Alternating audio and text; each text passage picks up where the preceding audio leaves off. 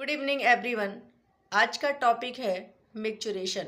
ये मिक्चुरेशन एक scientific term है, लेकिन इसके बारे में आप सभी लोग जानते होंगे। अगर मैं आपको ये सिंपल वर्ड में बताऊं कि मिक्चुरेशन क्या है तो आप समझ जाएंगे। यूरिन का यूरिथ्रा के थ्रू डिस्चार्ज होने की प्रोसेस को ही मिक्चुरेशन कहते हैं। इसका मतलब हम कहीं ना कहीं मिक्चुरेशन को यूरिन डिस्चार्ज कह सकते हैं।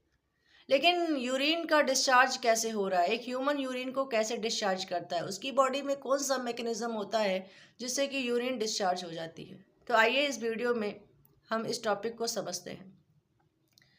सबसे पहले यूरिन का फॉर्मेशन होता है।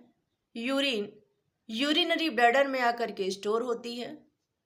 इसके बाद में यूरिनरी ब्लैडर के थ्रू एक voluntary signal central nervous system को जाता है, जिससे central nervous system urinary bladder में प्रेजेंट स्ट्रेस रिसेप्टर को एक्टिवेट कर देती है। जैसे ही स्ट्रेस रिसेप्टर एक्टिवेट होता है, वैसे ही यूरिनरी ब्लैडर में एक स्ट्रेस आ जाता है और उसी समय एक नर्व है जिसको मोटर नर्व कहते हैं और उसी को मोटर न्यूरॉन कहते हैं। उसी समय यूरिनरी ब्लैडर की मोटर न्यूरॉन एक्टिवेट हो जाती है।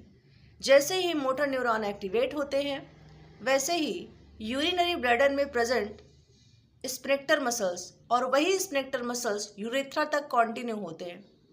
तो हम यूँ कह सकते हैं कि मोटर न्यूरॉन स्फिंक्टर मसल्स, चाहे वो यूरिनरी ब्लैडर की स्फिंक्टर मसल्स हो, चाहे वो यूरेथ्रा की स्फिंक्टर मसल्स हो, मोटर न्यूरॉन स्फिंक्टर मसल्स को कॉन्ट्रैक्ट कराता है, रिलैक्स कराता है, कॉन्ट्रैक्ट कराता है, रिलैक्स कराता है, जिससे एक सिग्नल पता चल जाता है कि मुझे यूरिन आई है, जिसकी वजह से यूरिन का डिस्चार्ज यूरिथ्रा के थ्रू हो जाता है।